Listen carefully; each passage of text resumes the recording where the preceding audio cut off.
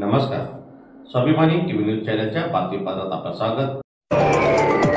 2 महिन्यापासून मनापातील घंटागाडी कर्मचारी पगारापासून वंचित कर्मचाऱ्यांनी केले आज आंदोलन.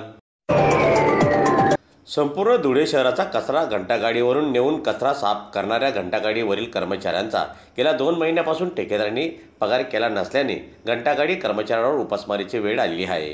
दरम्यान याबाबत घंटागाडी कर्मचाऱ्यांनी मनपा आयुक्तांना निवेदनही दिले, मात्र तरी देखील यांची पगार झाली नाही. संपूर्ण शहरातील नागरिकांच्या घरासमोरील कचरा संकलन करणाऱ्या या कर्मचाऱ्यांची 2 महिन्यापासून पगार न झाल्याने त्यांच्याबाबत मनपा प्रशासनाने दखल घ्यायला तयार नसल्याने आज त्यांनी पगार करावा या मागणीसाठी आंदोलन केले. गेल्या अनेक दिवसापासून घंटागाडी कर्मचारी हे आर्थिक परिस्थितीशी लढत आहे आणि 2 महिन्यापासून त्यांचा कुठल्याच प्रकारचा वेतनाचा विषय आहे पालिका प्रशासन किंवा कॉन्ट्रॅक्टर घेत नाहीये.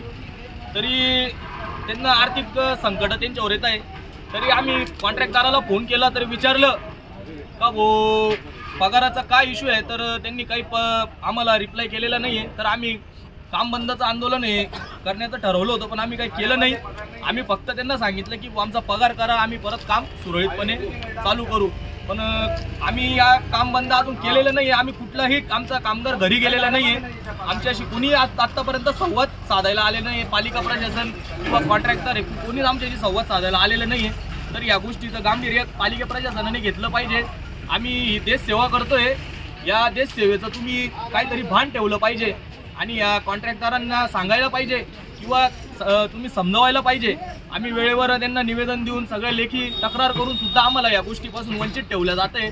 तरी आम्ही या गोष्टीचा निर्णय घेतलाय, जोपर्यंत आम्हाला पालिका प्रशासनाचे कुठले अधिकारी किंवा कॉन्ट्रॅक्टर भेटायला येत नाही तोपर्यंत आम्ही इथून जाणार नाही. म्हणून आम्ही आज स्वतः इथं जेवण तयार करून सण आम्ही सगळे कामगार आमच्या खिशातून पैसे टाकून स्वतः जेवण करून आम्ही इथं थांबणार आहे आणि पालिका प्रशासनाचा आणि कॉन्ट्रॅक्टराची वाट पाहणार आहे. आणि आम्हाला न्याय जर नाही मिळाला तर आम्ही कायम संपलं देणार आहे. जय